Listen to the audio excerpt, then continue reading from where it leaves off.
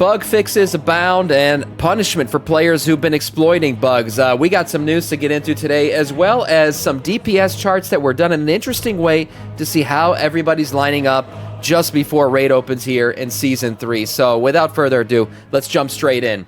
Blizzard has fixed an issue where players could not obtain the Stab Happy Nemesis after defeating Nexus Princess Kaiveza. Kaiveza had a bunch of issues, including the Spell Reflect one that we just talked about yesterday, so she's been fixed a couple times now. We'll see how that all pans out here as they continue to iterate on her.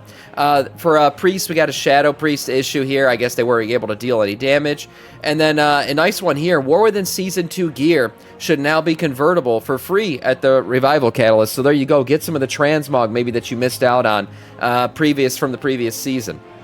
And then here, this is a big one. Koresh, reduced Rashinor's health and overall difficulty. I've been hearing a lot of people complaining about the world boss. If you don't know who this is the new world boss for Koresh. And a lot of people are bitching about, some of it is lag and other things people were complaining about in chat, but I know one of them was the fight was very long.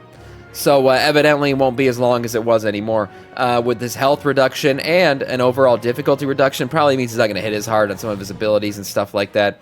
So good to see. Looks like Blizzard got the feedback that people were not enjoying the current raid boss, or current world boss. So there you go. And then Quest, fix a bug causing some Shadow Guard infiltrators to not count for Break the Assault as intended. I was saying, man, you guys remember I was doing this quest, and I was saying, why is this quest taking so long? I think some of these weren't counting for me, and that was the issue. But there you go. The bug has been fixed. A few other fixes that have gone to the game. One is the Caress Trust reputation. Be careful, guys. Do not exploit any reputational exploits, because that is the one that typically people get banned for. We've seen it time and time again. Every time a new patch comes out and there's some kind of reputational exploit, people get caught and people get punished. And one thing about it is, that you got to understand is you stick out like a sore thumb. If you get some kind of rep that is far and away beyond what the cap was supposed to be for that week, you stick out like a sore thumb. Blizzard can easily see. They're like, whoa, you're only supposed to get 1 renown this week. This guy's already sitting at 16 renown. Like, you're literally just outing yourself. So just be careful with reputational shit. That's not the exploit you want to do. You want to do something else out there. I don't know what you could try to get. Maybe some extra gold here or there or something. I have no idea. I'm not, condoning that, but maybe that's something you can get away with. Reputation certainly isn't one of them. Evidently, there was another thing that people were doing. Some players have discovered a way to get to rank 4 on their Reshi Wraps already. One of the ways this seems to have been able to be done is by accident, where players were using a specific add-on, but there is another way. Now, the article doesn't say what the other way was, but again, you're going to stick out like a sore thumb if your Reshi Wraps are sitting at rank 4, and we're only supposed to be able to upgrade this thing technically twice this week, right? With the first quest, and then you get 3 more, and you upgrade it again. So don't do it. Don't do it. If you figured out how to do it, don't do it. What about the quest log bugs? I'm not sure. I haven't seen anything about that yet. There is another bug here that we're going to talk about in a second, but I haven't seen anything about quest log bug fixes. Again, reputational exploits. There were a couple happening out there, especially with a bunch of world quests respawning that shouldn't be respawning. Again, if you do it by accident, most likely you didn't get too far ahead, and Blizzard's not going to lay the hammer down. But if you're sitting at renown, again, 14, and it's only supposed to be 1 this week, Blizzard's going to figure that you knew what you were doing, and you did it anyway. So be careful with that stuff. Finally, another bug. Another bug here. A weak aura that was enabling people to basically figure out which of these Kaiveza entities to attack. Okay, there's a part in the fight where Kaiveza dashes around. It's like a hide the cup, hide the rock in the cup kind of game. And you got to figure out which one to attack by following the one that you know is the correct one. Well, of course, WoW players being WoW players and being complete degenerates downloaded a weak aura, which evidently could just tell you click, and it would point out which one was the real one to click on.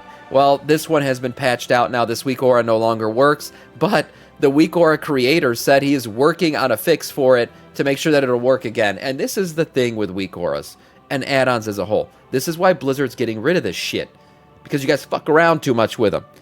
Blizzard's in a constant, arms race with add-ons, trying to figure out how to stop exploits from making fights too easy. This also leads to them making fights extremely hard, which is not fun for players. And then you got to download the freaking add-ons to be able to do the extra hard fights, because now the fights are accounting for the fact that you have these things. So this is the problem here. So weak auras like this, You guys just saw a second ago, I was talking about an add-on right here that was causing the reputational thing for the Reshi Wraps to break. So again, weak auras, add-ons, these kinds of things, they do cause breakage in the game. And this is just added work on Blizzard. So of course, Blizzard's looking for a solution, and their solution is, let's get the add-ons that people require to play things like damage meters and cooldown trackers and stuff like that, and then delete add-ons from the game. I see it happening, guys, and this is why it's happening. Because you fuckboys don't want to follow the thing with your eyes. You want to get the little click above the head. Damn it. Why you guys do this shit? You ruined it for everybody. Anyways, we were heading this way regardless because I still think WoW's going to come to console eventually. But moving on, one more bug here. This one's a little bit funny. Frostwyrm's Flurry has now turned the Frost DK spec into the greatest hunter spec in the game. That's right. You can now have a bunch of Frostwyrms following you around. Evidently, there's a bug in the game right now that when you use Frostwyrm's Flurry, the dragon that is summoned does not disappear. So, of course, people are taking it to a whole nother level. Again, WoW players being WoW players and just summoning an infinite amount of these things. So, if you're in the game, you might see some Frost DKs walking around with multiple Frostwyrm pets. I mean, look at this. This is epic as shit. Look how this guy's got like 5 up right now. So these things were not going away. This is obviously not working as intended. Now, they don't attack anything. Yes, you would be afraid probably to attack a Frost DK sitting here with 5 Frostwyrms at his back. But don't worry, they don't attack anything. They just simply fly around and follow the Frost DK around. So this is a funny one. People got a lot of good screenshots out of this. If it hasn't been fixed already, guaranteed Blizzard is going to fix this one. But one of the better bugs, I would say, out of this patch so far. And then finally, Season 3 DPS charts. Okay, so the raid's not open yet. Typically, this is where you'd pull the data from. You'd be pulling it from the raid, seeing how these DPS specs are looking.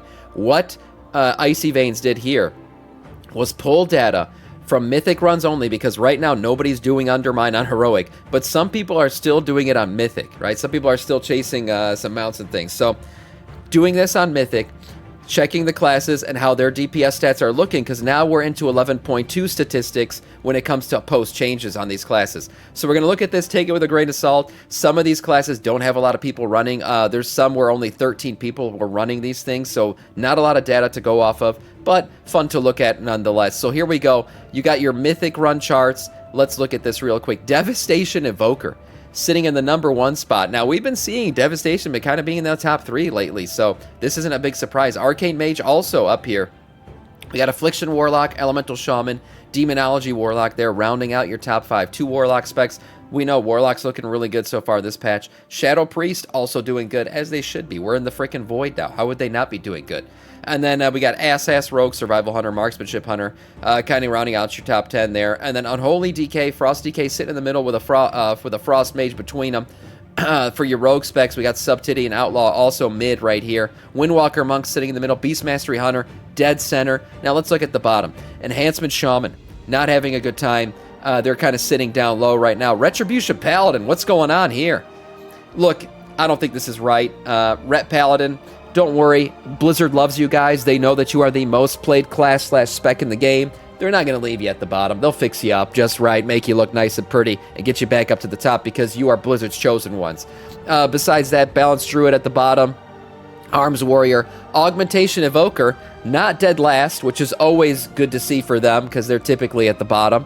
And then we see Havoc Demon Hunter, Furry Warriors, Fire Mage, Feral Druid, kind of rounding out your bottom boys there. Overall, again, you know, this is just based on a few players. Now, there are some classes that have about 300 people running, and then some, as I mentioned before, only 13 or so. Survival Hunters, only 13 rounding out there. So, looking here, overall damage, the Affliction, Demonology, Elemental Shaman, so this includes kind of your AoE, Survival Hunters, Arcane, and then back at the bottom we still see Enhancement Shaman down here, Balanced Druid, Retribution Paladin, Havoc Demon Hunter, Augmentation Evoker, so not many changes there except for the fact that we see the Warlock specs moving up to the top.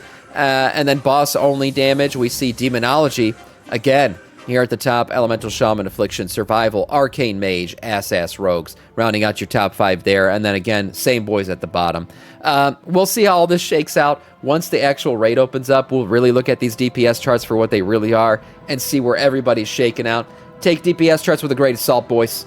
Again, doesn't matter. Play whatever you have fun playing. And that is all in terms of news.